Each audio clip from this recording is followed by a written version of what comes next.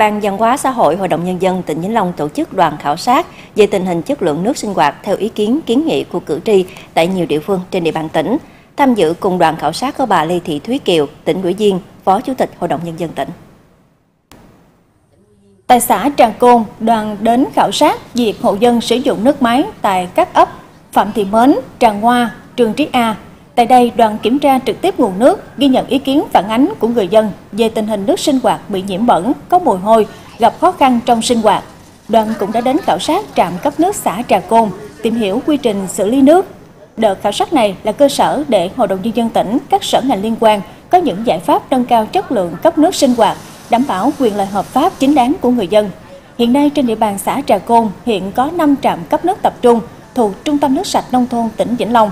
Số hộ dân được sử dụng nước sạch từ nhà máy cấp nước tập trung là 9.477 hộ, chiếm 97,76%.